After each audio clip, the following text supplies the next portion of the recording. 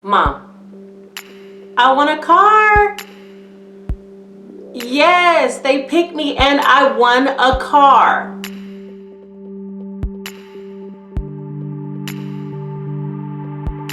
Welcome to my channel. My name is Salisa. I'm also known as the Beautiful Me, and today I'm bringing a different type of video. The 8 lessons that I've learned when using the law of attraction to manifest anything that I want, and how you can use those lessons too. There will be a little bit of a story time in between the lessons of how I manifested a car on Let's Make a Deal. Can you believe it?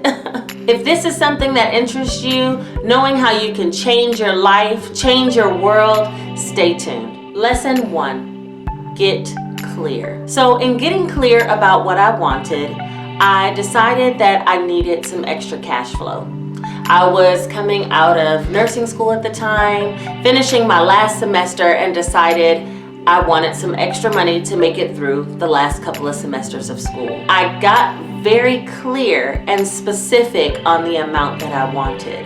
Somewhere in my heart, I came up with a number of $20,000 to $25,000. I don't know exactly where it came from, but I became fixed on that number and I knew that it was possible. So lesson 1, get clear. Lesson 2, believe it's possible. You know, sometimes we ask for these large astronomical numbers, which are not really large to the universe, but to us, it seems like it's impossible. You have to believe that it is possible, whatever it is that you ask for. So you're gonna treat it as such. Treat it as it's already happened. And that leads directly into lesson number 3. Fake it until you make it. Yes. I decided I was gonna get that $20,000 to $25,000. I started telling people that I was going to win $20,000 to $25,000. I didn't even know how, if it was coming from the lottery. I didn't know if I was gonna just have an inheritance left to me. I didn't even know how I was gonna get this money, but I began shopping. I began shopping online for things that I wanted to purchase. I began envisioning myself spending money, having the money in my wallet to pull out to spend. I started telling my oldest son to pick out the computer that he wanted because he needed a computer for school, and to pick it out because we were going to be buying it soon. I really believed that I was going to get this $20,000 to $25,000, and I truly believed it was going to come to me in some manner. Just didn't know how. Lesson 4, find your joy and have fun. Once you ask for what it is you want, there's no need to ask again and again and again.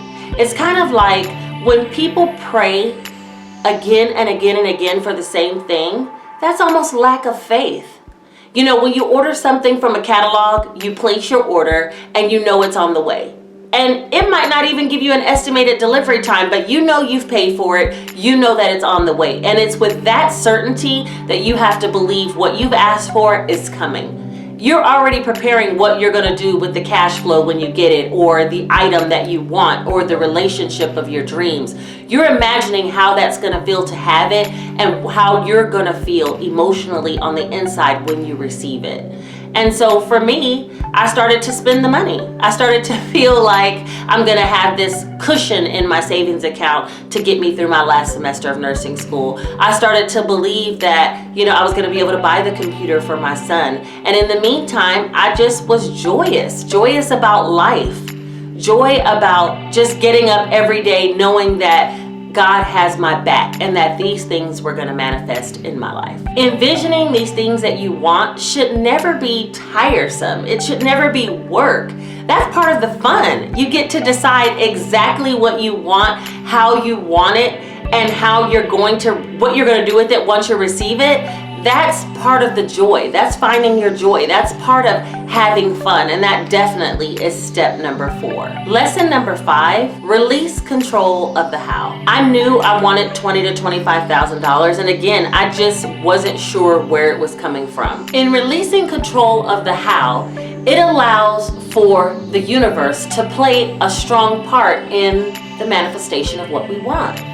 We know that it's not all left up to us. You know, if things would have worked out exactly the way that I thought they would, then where is their belief that the universe or God is working alongside me? But because it didn't work out the way that I wanted, but it still worked out the way that I wanted, but maybe not exactly how I planned it to work out, it allowed me to see that there's a bigger force active in my life. Our job is to request what it is we want and allow the universe or God to figure out the how. Lesson number 6, listen to whispers. In the midst of me wanting 20 to 25,000, and I mean, this was probably over maybe a 2-week span that I had been saying I wanted 20 to 25,000. I had been telling family members I'm about to come into a large amount of money. I had been looking for things that I would purchase with my money, feeling the feelings of how good it would feel to reach down in my pocket and pay for something that my son really wanted and not have any worries of if I'm spending bill money or, our regular struggles.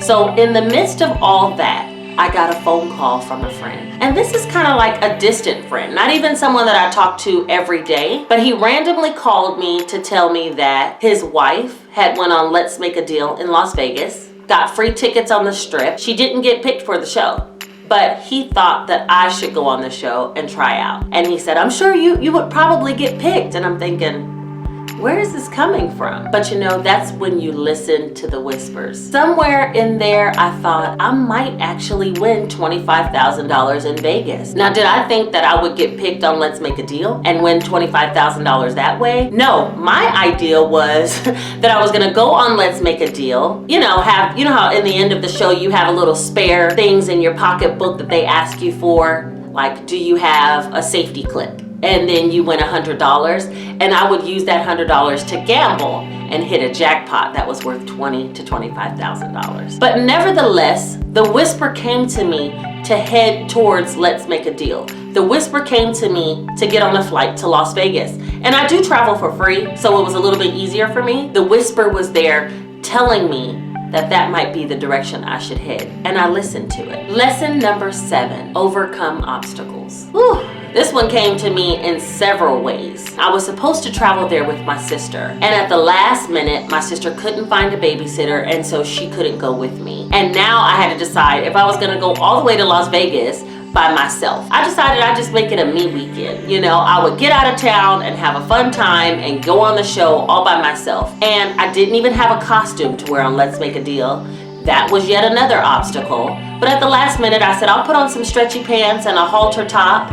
And I had an umbrella hat from a 4th of July celebration. It was like one individual personal umbrella. Brought a noodle, like that you use for swimming, and a beach bag full of things because I thought if they ask me for anything, it's gonna be in this beach bag. I headed out to Vegas. Through all those obstacles of maybe having to travel alone, not having the correct costume, I still went to Vegas. And when I got there, more obstacles presented themselves. I gambled and thought I was gonna win. Gambled throughout the day. I only stayed there for a weekend, and I gambled throughout the first and second day, and the last day I was to go on the show. By the time the last day came, I had lost all of my money that I had to spend, and I was so sad that I was out of town by myself. And I almost thought about turning around and coming home. But I remember I called my mom, and she said, you made it all this way. Something good's gonna happen for you. Just go to bed, wake up tomorrow, and go to the show. I know something good's gonna happen for you. That little bit of encouragement helped me to overcome that last obstacle. I remember I watched Terms of Endearment, and I was crying, and I had so much gratitude in my heart about just having family to connect with, even if they weren't there with me. And when I woke up in the morning, I woke up with the spirit of gratitude, which is the 8th lesson. You have to be grateful for the things that you have now, or how can more things materialize in your life? I went on the show. The producer lines people up 10 at a time, and she gets to me. I know no one there, and she gets to me and she says, where do you live and what do you do? Well, I'm a nursing student from Atlanta, originally from California.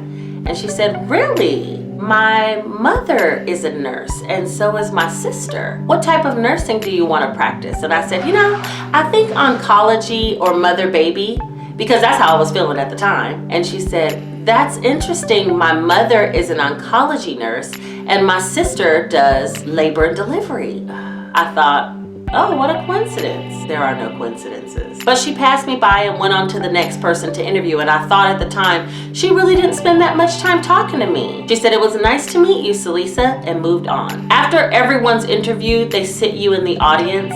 And as I was sitting in the audience, I made friends with the lady next to me, and we really struck up a good friendship and just started laughing and enjoying ourselves and being excited about being at the taping. We were still finding our joy, not even knowing if we were gonna get picked or not. And finally, I saw Wayne Brady come up the aisle that I was sitting on, and he looked me in my face. And he looked me dead in my eyes so much that I was like, hi, you know? It almost threw me off. And at the top of the next segment, he said, "Who wants to be the next to play on Let's Make a Deal?" And I said, me. Everybody had their hands up, and he said, "You," with the umbrella hat. I couldn't believe it. The lady who I made friends with next to me had to nudge me because I knew no one in the audience, and I couldn't believe that I actually got picked. She nudged me and said, "Go up there." I played a showcase where they offered me a computer, or I could ask 3 questions and pick what was behind another door. The first door was the computer that my son needed. But I thought, I came all this way. God has my back. Like, I'm gonna go for it. And so I asked my 3 questions about what was behind door number 3, and I picked door number 3. And it was a car valued at $23,000. Right in the middle of my $20,000 to $25,000 request. You know, it's weird though when the things that you've already expected finally reveal themselves to you. It's not as you're blown off your feet. It's like you already knew it was coming because you had it in your heart that this was going to be given to you. And so I sold the car, $23,000, and I went shopping. I bought my son the computer. I put money in savings, and I did everything that I had envisioned only 3 weeks before. This whole thing transpired over a matter of 3 weeks. Anything is possible. Please know, with the new year beginning, it's a new day. There's now 365 days where you can write a new story on every single day. So live life to the fullest, find your joy, stay grateful, and have fun while you're out there manifesting the things that you want. Thank you for watching. If you liked the video, like, comment, and subscribe. I'd love to hear your feedback of your positive experiences with the law of attraction. But nevertheless, I appreciate all the support and have a good day. Bye.